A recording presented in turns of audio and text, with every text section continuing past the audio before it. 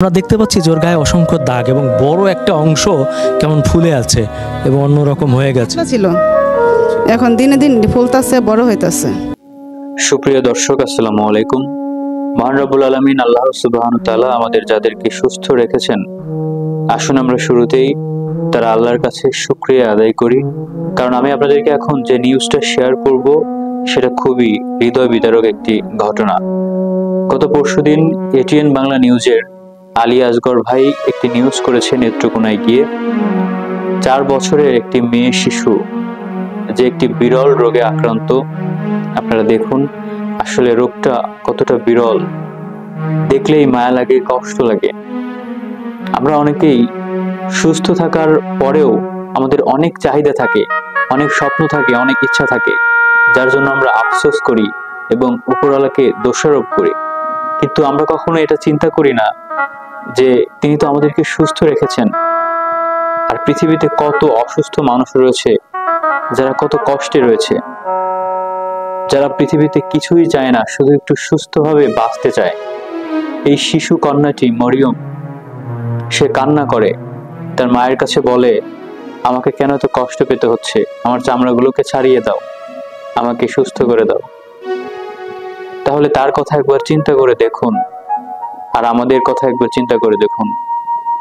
তারপরেও আমাদের অনেক চাহিদা, অনেক স্বপ্ন, অনেক ইচ্ছা, অনেক কিছুই থাকে। আল্লাহর কাছে আমরা শুকরিয়া আদায় করছি যে আল্লাহ তাআলা রব্বুল আলামিন আমাদেরকে সুস্থ রেখেছেন। তো মূল কথায় আসি, আসলে আমাদের দেশে এবং সারা পৃথিবীতে এমন অনেক অসহায় মানুষ রয়েছে, এমন অনেক রোগী রয়েছে যারা আসলে সুস্থভাবে বাঁচতেই পারে না। আমাদের বাংলাদেশের কথাই বলি, বাংলাদেশে এমন অনেক অসহায় মানুষ রয়েছে যারা শুধুমাত্র চিকিৎসা করে একটু সুস্থভাবে যে বেঁচে থাকবে সেটাই পারে না। চিকিৎসার অভাবে অনেকেই দুনিয়া ছেড়ে চলেও যান। কিন্তু আমাদের দেশে অনেক মানুষ আছে যারা আমরা অট্টালিকায় বসবাস করি, আরাম আয়েশে থাকি, দামি গাড়িতে ঘোরাফেরা করি, টাকা পয়সা নষ্ট করি, অপ্রয়োজনে অনেক কিছু কেনাকাটা করি, খাবার নষ্ট করি।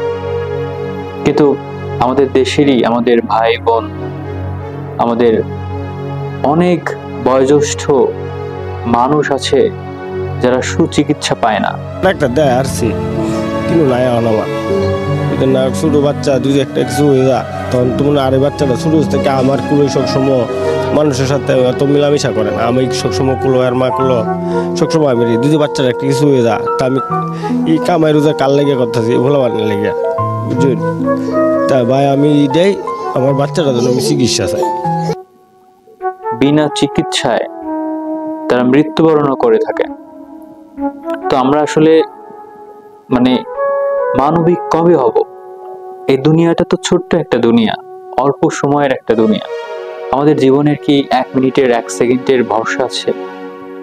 বেইলি রোডে একটা রেস্টুরেন্টে আগুন লাগার কথা আপনাদের নিশ্চয়ই মনে আছে। সেখানে প্রায় 100 জন মানুষ আগুনে পুড়ে মৃত্যুবরণ করেছিল।